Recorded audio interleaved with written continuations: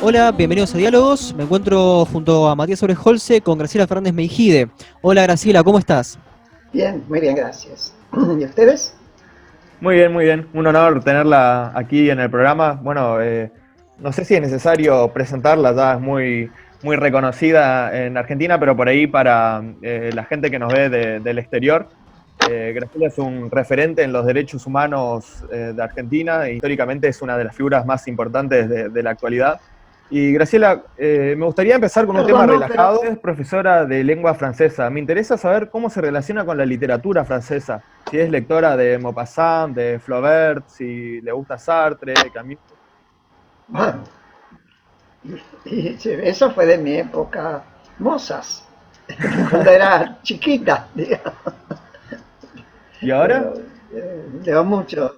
Entonces, sí, sí, leo también, a ver, no es lo más común porque son libros muy caros, efectivamente, pero sigo leyendo mucho, Manuel Carrer, en fin, mucho de lo que hoy está más de moda en la cuestión novelística Ah, se y, mantiene al por día, ¿no? cierto, los clásicos. Sí, sí, trato, incluso con las novelas de policía negra que tienen muy buenos los franceses algunos. Buenísimo. Pero bueno, y a mí me gusta. Bueno, es muy interesante eso porque además en tus libros se observan citas o referencias muy eruditas, por ejemplo, de autores que uno tiene que leer y estudiar, como Hobsbawm, Keynes o Marx. Me gustaría saber cómo te relacionás con ellos, o sea, cuán Ah, bueno. familiar sos y específicamente esas obras, cómo te influenciaron en tu carrera como intelectual y como política. A ver, más bien al revés. Yo diría, por ejemplo, a Haussmann y a Jud me acerco más porque yo soy un amante de la historia. Entonces todo lo que es historia y historia universal y aún historia de países determinados siempre me gustó mucho. La Argentina, soy una lectora ávida de la historia argentina. Últimamente, por ejemplo, acabo de leer el libro de María O'Donnell, Aramburu, que está muy bien escrito. María es muy buena investigadora y, y muy honesta intelectualmente con los temas más conflictivos, ¿no? Muchas veces la historia reciente se da de patadas con lo simbólico, con lo que se creía. Y después, por otro lado, lo demás, el de haber leído a Marx, haber leído a Hobbes y demás, es porque uno necesita de esa formación para entender el pensamiento, para entender el análisis, la evolución del pensamiento. Una de las cosas que más hizo Marx es trabajar con lo que se llama el pensamiento científico y eso a mí me ayudó a formar mi cabeza. ¿Tuviste sesiones autodidactas para poder leer los Grundrisse, El Capital o cuestiones quizás con contenido económico un poco más denso? A veces lo leía con alguien o preguntaba a alguien que sabía más que yo, sobre todas las cosas que me costaba más entender. Pero bueno, al final uno aprende a leer más allá de lo obvio. ¿eh? La cuestión es de interesarse en eso. Claro, para meternos ya en la historia argentina, que bueno, usted mencionó ser muy lectora y se nota mucho si uno lee sus libros. En su libro Eran humanos, no héroes, usted cita a Luis Alberto Romero y le da la razón en que el peronismo clásico fue profundamente democrático. Un historiador que figura entre su bibliografía es Hugo Gambini, fue muy crítico de esta visión y, por ejemplo, contabilizó numerosas muertes políticas durante el primer peronismo, el peronismo clásico, y bueno, torturas, persecuciones a opositores, o el mismo padre de Luis Alberto, José Luis, señaló el carácter autoritario denunciando la distribución en el Poder Judicial, en las universidades donde se echaron opositores, etcétera. la pregunta es, ¿hasta qué punto se puede decir realmente que el peronismo clásico del 46 al 55 fue democratizador? Bueno, eso es lo que yo te iba a decir. Una cosa es que diga fue democrático como ejercicio del poder, que en eso tenés razón en cuanto a que era autoritario, su conformación era muy militarista y Perón había sido un admirador de Mussolini. Nunca se pudo decir que fuera fascista, pero era autoritario. Pero sí fue democratizador a pesar de eso. ¿Por qué democratizador? Porque cuando vos mirás el ingreso de los distintos sectores sociales a partir de lo que era la oligarquía, vos ves la aparición de la Unión Cívica Radical, que hace una revolución, la revolución del parque, y que logra, empujando, que se incorporen a través del voto universal, que votaban solo los hombres, pero ya era más que lo que era antes, que no se votaba, que se incorpore y se conforme la clase media, que en general estaba armada con mucho inmigrante que se había naturalizado y que aspiraba a lo que la famosa frase mi hijo el doctor. Así se forma, y por eso tiene resistencia de la élite dominante preexistente, que era quien manejaba el poder. Cuando llega el peronismo, lo que se incorpora es el sector que había quedado afuera, que era el sector de los trabajadores rurales sobre todo, que se acercan mucho a las grandes ciudades por la industrialización, sobre todo la industrialización de sustitución de importaciones durante la guerra. Entonces ahí se arma otra categoría social, si bien es cierto que los sindicatos existían previo a Perón. Perón tiene la habilidad de crear y de impulsando una conformación obrera que lo toma como un líder. Y buena parte de ese liderazgo se lo da a aquellos que vienen a trabajar en la fábrica y se incorporan a los sindicatos. Entonces, uno dice, es democratizador, ¿por qué? Porque más sectores de la población, en general, toman derechos.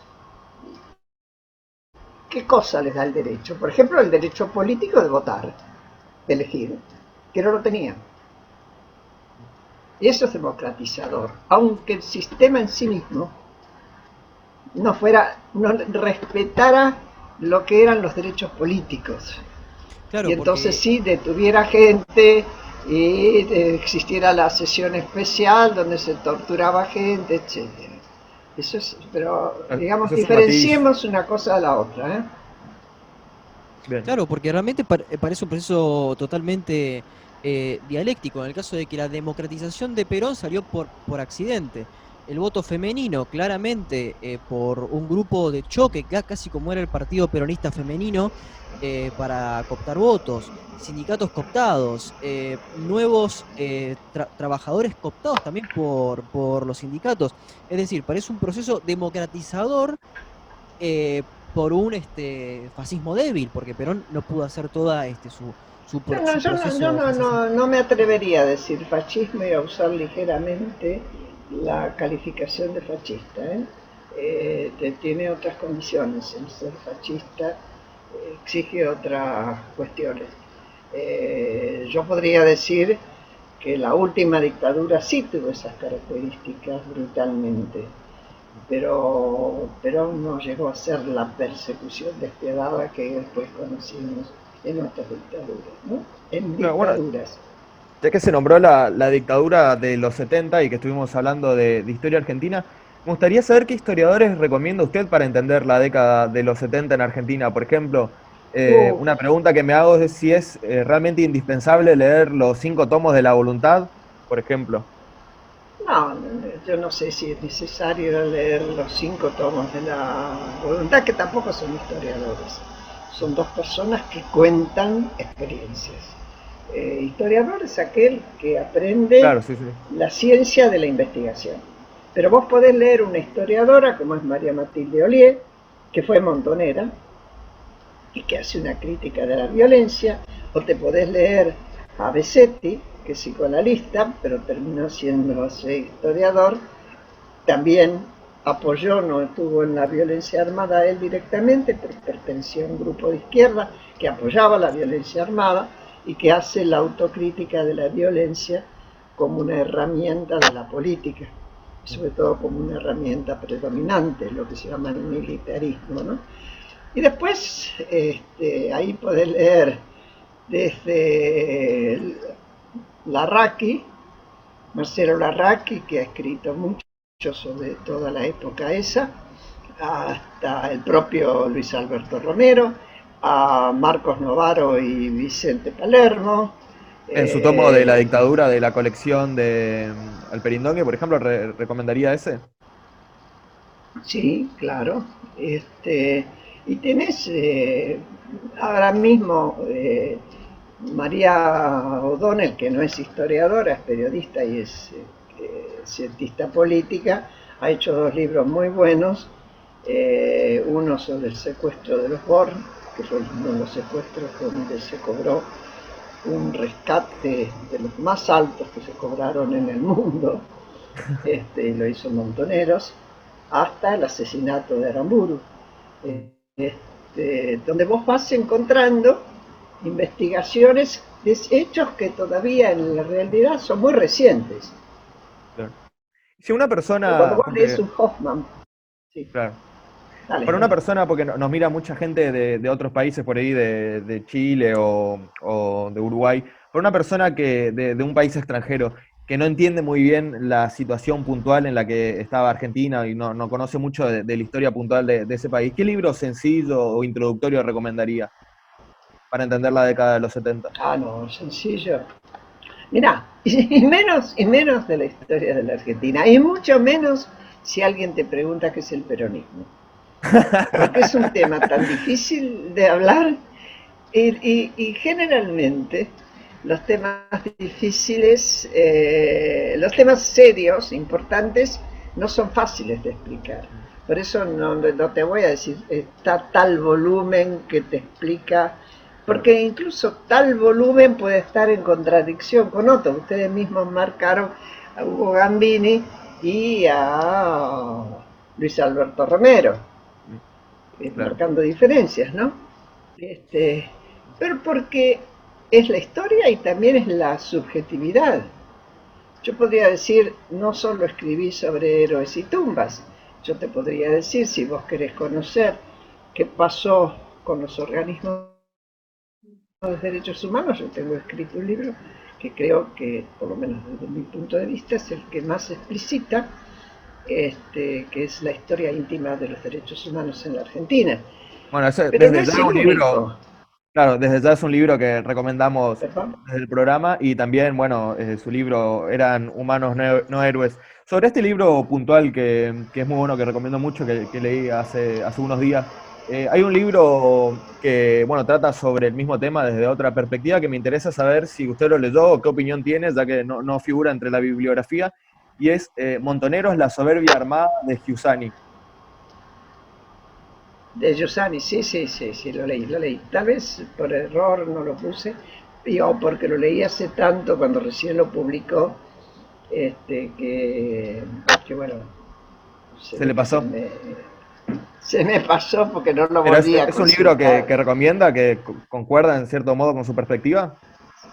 Sí, porque además Giussani sabía de qué estaba hablando, ¿no? Y también de que era su mujer. Eh, Hay un libro sobre montoneros que marca muy desde los inicios y que fue una tesis hecha por un investigador inglés, Gillespie, Montoneros, los soldados de Perón, que es del año 82 y que sí está en la bibliografía y que eh, es una mirada muy interesante porque si bien se hizo con entrevistas a montoneros y si bien Gillespie vino acá y los entrevistó en Europa, está hecho desde una mirada de un inglés, es decir, de una mirada de afuera, ¿no? Y eso es interesante, ver cómo te ven desde otro lugar. Claro. Bueno, justamente, como nos ven desde otros lugares, quizás como se plasma en la película El Diálogo, filmada por Rajopi y Azzi, eh, en la cual dialogás con el fallecido Héctor Leis, que perteneció a Montoneros. Héctor Leis. En este documental hay un Él fue análisis. oficial montonero, sí. Claro, hay un análisis que muestra lo absurdo de la sociedad argentina por aquella época, las tesis, todo lo que se hablaba, la discusión pública en sí. Sin embargo, es muy discutido en ciencias sociales la tensión que hay entre agencia y estructura, es decir, eh, si Chile tenía guerrillas, si Uruguay tenía guerrillas, si Brasil tenía guerrillas, había procesos dictatoriales, las tasas de enrolamiento educativo eran similares. Básicamente, ¿era evitable la guerrilla urbana en Argentina? ¿Cuál era el margen de acción que tenían los individuos ante un movimiento que prácticamente los estaba excediendo? Bueno, de hecho, muchísimos jóvenes no ingresaron en la lucha armada. La mayoría de los jóvenes no ingresaron en la lucha armada. La mayoría. Si no, hubieran muerto muchos más. Tanto en Argentina como en Uruguay como en Chile. En Chile y en Uruguay se acabó bastante rápidamente.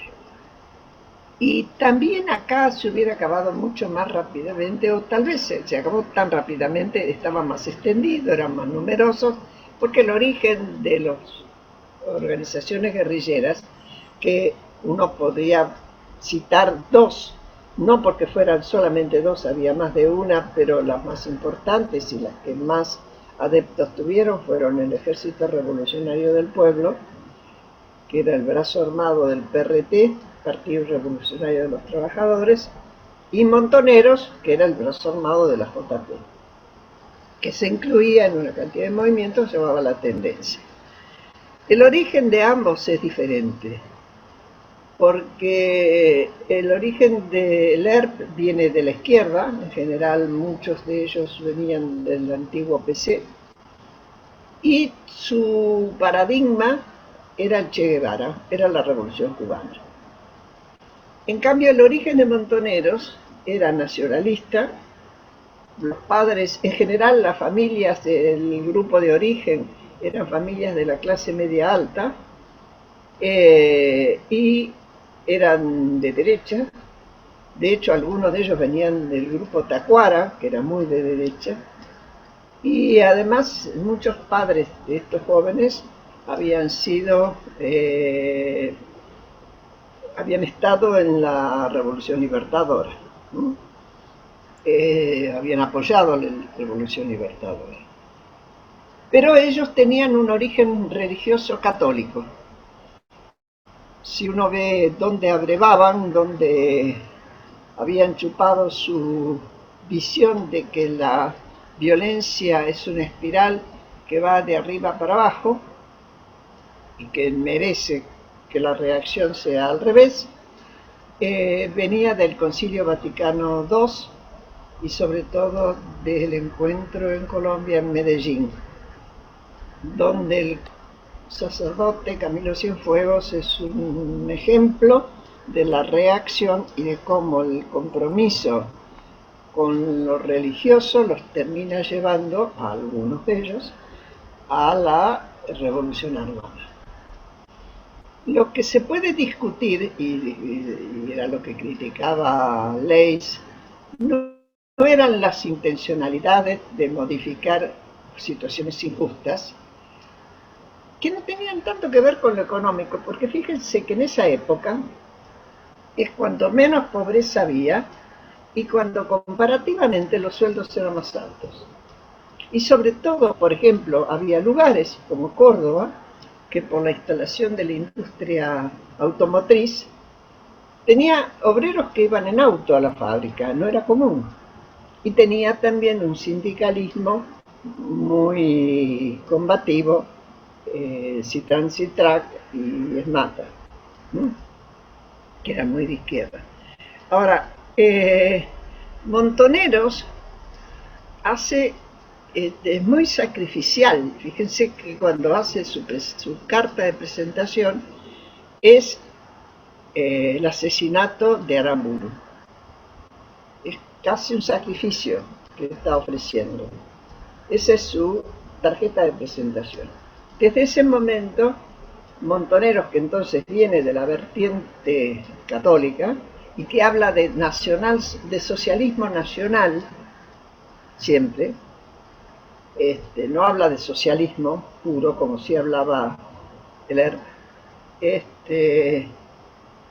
terminas llevando, atrayendo a mucha juventud, y así es como se extiende mucho más rápidamente que Heller, que tenía una construcción mucho más cerrada en sí misma, ¿no?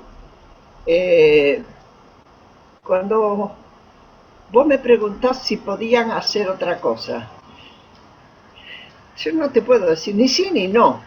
Está claro que quienes lo hicieron porque creían que no podían hacer otra cosa.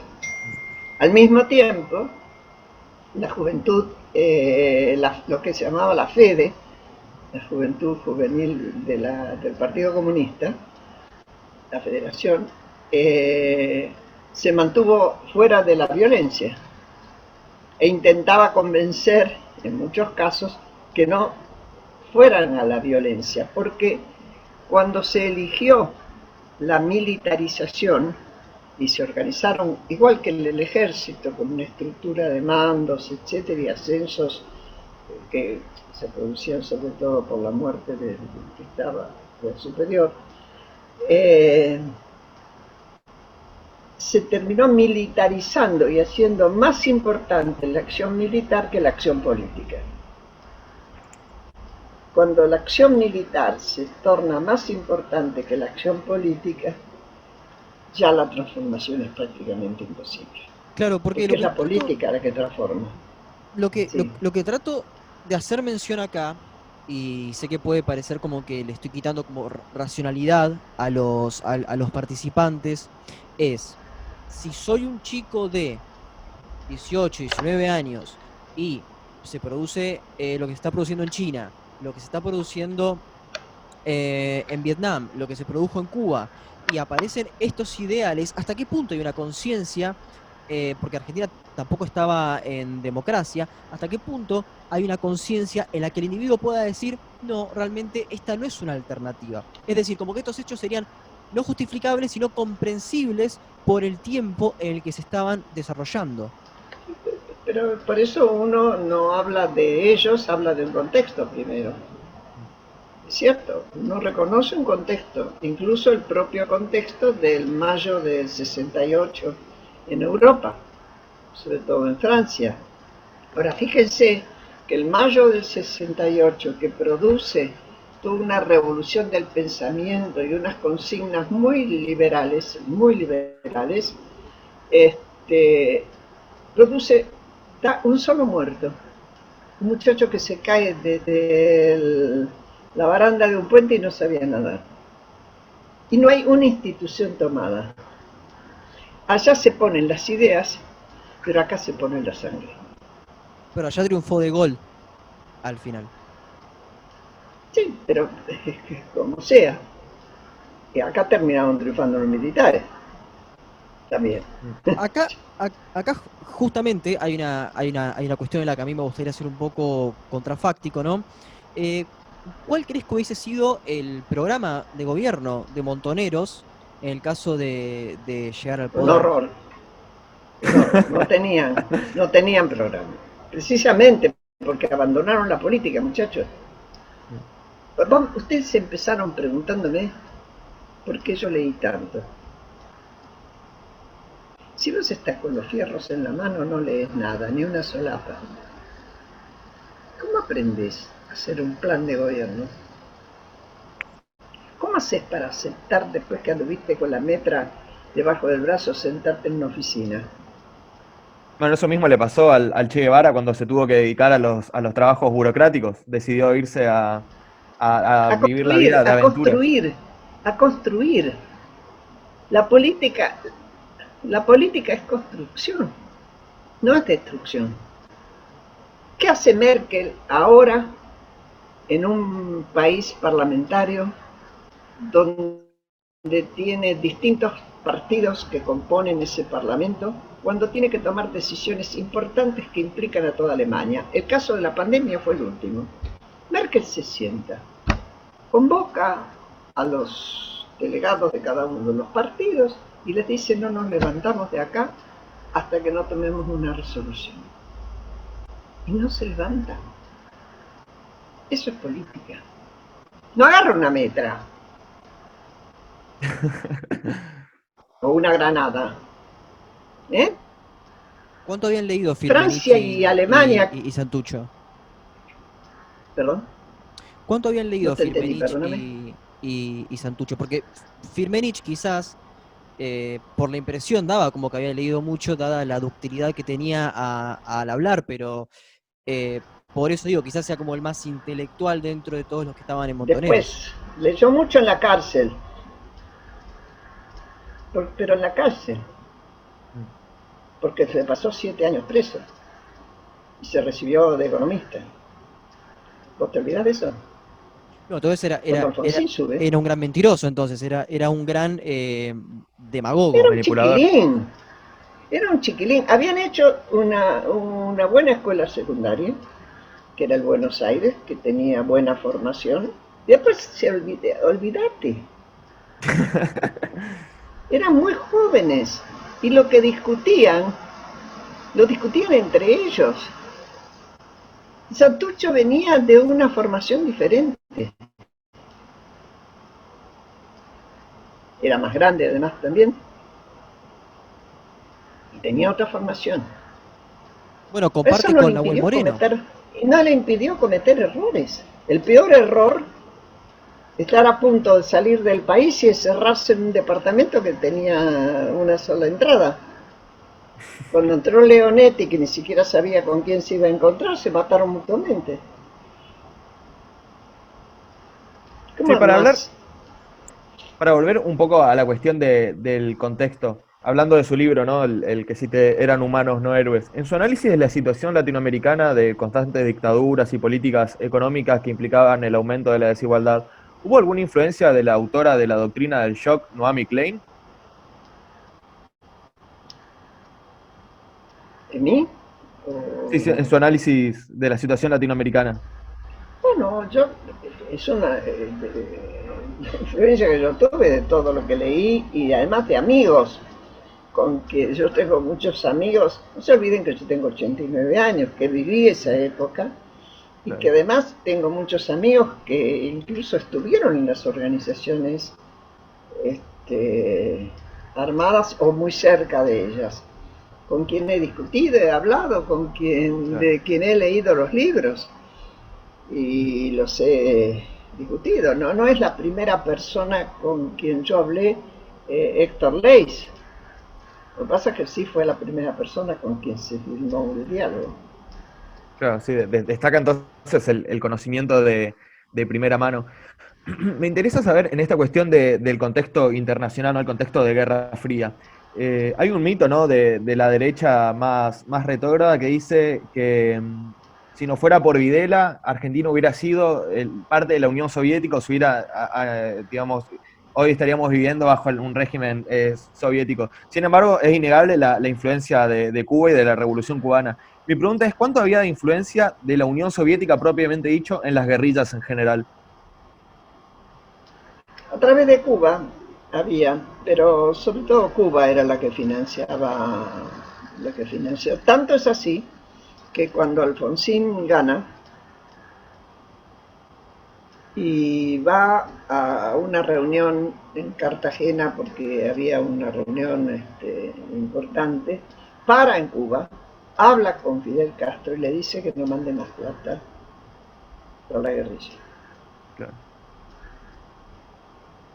Claro, O la sea que influencia Al era esto, revés. sí, o sea que directamente a esto través de quiere Cuba. decir que, o sea, esto quiere decir que eh, Argentina, si tomamos, por ejemplo, desde el periodo 1946, o bueno, porque en realidad no fue un gobierno tan democrático el del peronismo, pero bueno, 1946 o 1955 hasta el 76, se ve una, una pauperización de la institucionalización y al final terminan habiendo dos actores, la guerrilla y después las juntas militares, de los cuales la derecha hoy dice, bueno, se termina salvando a la patria porque se evitó justamente lo que mencionaste antes, Graciela, que fue este caos del gobierno de Montoneros. Pero tampoco fue una solución bajo Pero ningún punto es de vista. que no hubieran podido, además, primero, la pauperización de la institucionalización empieza antes, empieza en el año 30. Mm. Fíjate, vos dijiste y citaste bien que en el 49 aparece el voto a la mujer. ¿Sabes en qué año votaron las mujeres argentinas por primera vez? Un pedazo o un grupo de mujeres argentinas por primera vez Creo que había sido en el 32, en el creo. 29 en San El Juan. 29. Sí, en el 29. El 29. En el 30 hay un golpe. No te voy a decir que el golpe se da por el voto femenino, pero termina con eso. ¿Por qué? Porque la Iglesia y los sectores nacionalistas sienten que empieza a haber un cambio que pone en riesgo los poderes fácticos. Y de ahí hasta el 76 hay 6 golpes de Estado. 6. Y dictaduras, algunas muy violentas, como la de Onganía, por ejemplo. Ahora, Onganía lo baja al cordobazo. Cuando uno empieza a mirar el origen de los movimientos en la Argentina, tenés que pensar en el cordobazo, donde empiezan los obreros de Córdoba, pero se le une rápidamente todo lo que se llama el barrio Clínicas, que es donde estaban los estudiantes que iban a estudiar de todos lados del país, en muchas otras provincias. No tanto de Buenos Aires, que tenía sus propias universidades, pero sí de universidades de provincias del norte y algunas provincias del sur. Es decir, que había una movilización de la juventud. Es más, la propia juventud radical en un momento, Alfonsín les pone un freno y les dice paren ahí, pero tenían líderes que les decían paren ahí. En tema de violencia, si querés remontarte a hechos violentos, tenés que remontarte a la Revolución Libertadora, que después se llamó la Fusiladora, en el año 55 precisamente, donde ocurre el hecho más brutal que se conoció hasta ese momento del siglo pasado, que fue el bombardeo a la Plaza de Mayo, donde muere una cantidad de gente, todavía no se sabe cuántas en definitiva, intentando matar a bombazos a Perón, que ya se había escapado de la casa de gobierno, había pasado al Ministerio de Guerra. Y esa gente que bombardea la plaza, que eran aviadores marinos, va y se refugia en Uruguay. Desde ese momento se proscribe al peronismo, es decir, se pretende acabar con una identidad política, y durante 18 años tenés proscripto al peronismo. Eso es violencia. ¿Considera que sin la proscripción del peronismo se hubieran evitado toda la violencia de los años 60 y 70? Y lo primero que apareció como movimiento de protesta fuerte y terminó incluso siendo movimiento, yo diría en muchos casos violento, fueron la resistencia peronista. Las Fuerzas Armadas Peronistas, la FAP, que después en una parte se incorpora a Montoneros, tiene sus orígenes en el bombardeo de la plaza y en la proscripción del peronismo, desde entonces viene, y eso es separado de lo que fue el ERP y de lo que fue Montoneros, hasta que después confluyen. Claro. Pero sí, eso produjo reacciones de mucho enojo y mucha violencia. Me gustaría brevemente ir a tu libro La ilusión, en el cual se repasa justamente, Mm. valga la redundancia, el paso que tuviste en la Alianza. Marcos Novaro en este programa dijo que bajo ningún punto de vista puede considerarse un golpe civil contra el gobierno de la Alianza, pero más allá de que los sindicatos y los intendentes de la provincia de Buenos Aires alentaron para que el gobierno de la Rúa se debilitara, hay autores como Seferino Reato que en 12 noches opinan totalmente lo contrario. ¿Crees que hay, Yo que hubo? confío un poquito más en Marcos. Mm. Confío más en Marcos. No, no fue un golpe civil. No fue un golpe civil. Hubo la... A ver, hay una regla en física, muchachos, ustedes lo tienen que haber estudiado.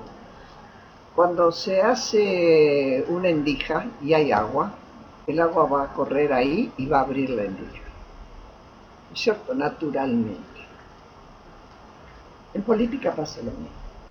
Cuando se debilita un poder, es propio de los poderes que confrontan ir a ocupar ese espacio. Y la verdad es que el gobierno de la Rúa se debilitó mucho, en buena medida por la renuncia de Chacho muy temprana, Chacho Álvarez, su vicepresidente, y en buena medida por la situación económica que hoy cuando la vemos en distancia fue una crisis más de las que cada tanto tenemos nosotros, y una incapacidad para hacer frente y que le ha necesitado un estadista y de la Rúa no lo era. ¿Mm? Sí, para cerrar ya una reflexión general y terminar ya esta nota, me interesó porque usted mencionó bueno, la influencia de los sectores nacionalistas en la dictadura del 30 de Uriburu y también había un factor que usted explicitó que es la característica fuertemente nacionalista de Montoneros. Y bueno, después en su libro también se menciona... Al comienzo, ¿eh? Al sí, sí, comienzo, porque después Montoneros, sus tres primeros jefes fueron a entrenarse a Cuba. ¿Mm? sí. Sí, sí, Bueno, pero después sí. tenemos la dictadura perdón, la guerra de Malvinas con la dictadura. ¿No considera que en gran medida es el nacionalismo propio argentino el causante de buena parte, si no eh, los peores males que tuvo la nación? Hay un nacionalismo, yo diría un tanto infantil, si vos querés, que tanto funcionó con las Malvinas como después de una manera muy tonta cuando fue la cuestión de las pasteras con Uruguay, donde se fue a cerrar un puentecito y fue el presidente de la Nación. Parecía mentira, pero no se podía pasar fraiventos. Mientras Uruguay acomodó las pasteras y ganó el dinero que acá no se ganó. Pero sí tenemos esa cuestión al punto de que un Galtieri, que era un dictador, convoca a una guerra y la gente va a apoyarlo. Y después cuando lo insulta en la plaza, cuando se retiran las fuerzas, lo insultan porque se retiraron. Sí, hay un sector de nuestra sociedad que es así. Es mejor aceptar que convivimos con todo eso. ¿Se puede una más, Graciela, o no? Sí, y nada más. Ok, una más y nada más. Y no te jodemos más. Uruguay, Dale, vamos. Chile tuvieron transiciones democráticas, bueno, y Brasil tuvieron transiciones democráticas relativamente pacíficas. En Argentina seguimos hablando de lo mismo. A qué se lo atribuís? Que todavía seguimos discutiendo los 70 como si recién hubiesen terminado. Hoy hablaba con un amigo de eso. Yo creo que alguna gente... Hay una definición que me dio una vez una amiga psicoanalista muy piola, cuando yo le pregunté, decime, ¿por qué razón la gente grande tiene memoria retro y se fija en la memoria retro, es decir, en la memoria del pasado? Y me dijo, porque va a la época en que era protagonista. Entonces, cuando vos ves todavía hoy una Eve que sale y una Nora que sale con lo que sale, te están llevando a cuando eran protagonistas. Y además, porque hay una forma de hacer política de determinados sectores, sobre todo los sectores populistas, que determina que es la confrontación la que marca que el adversario es enemigo y te hace crecer. Entonces se busca la confrontación permanente. Y falto de confrontación hoy, donde además lo que más necesitamos es unidad, por el momento que estamos pasando y el que vamos a pasar, pone el espejo retrovisor e idealiza la época de mayor confrontación. Eso es idealizar, pensar que aquello fue bueno. Cuando vos oís expresiones de nuestros hijos querían eso, nadie sabe qué querían nuestros hijos o qué hubieran querido hoy nuestros hijos. Bueno, eso es un muy buen mensaje para terminar esta charla y le agradezco, Graciela, el tiempo y la paciencia. Espero que nos podamos volver a ver en algún momento. Y bueno, una vez más le agradezco y recomiendo a todos los oyentes del programa sus libros, particularmente Eran humanos, no héroes, de Graciela Fernández Mijides. Y bueno, eso creo que fue todo por hoy. Muchas gracias. Ya, chicos, que les vaya muy bien. Una última cosita, Graciela, ¿podrías, para cerrar el programa como hacemos siempre, una canción que a vos te guste o que te identifique para que suene ahora cuando estamos terminando? Me mataste. Así de golpe, alguna Sí, de sí. ellas. Alguna de ellas. Alguna de los Beatles. Dale alguna de los Beatles. Ya que vamos a hacer retro, vamos retro. Muchísimas gracias, Fernández. Espero que haya estado cómoda. Cómo no, estoy muy cómoda. Gracias. Chau. Chao. Ya que esta canción de los Beatles está prohibida en YouTube por temas de copyright, los invitamos a escucharla en nuestro Spotify. Soy Facundo Guadaño y nos vemos en otro capítulo de Diálogos.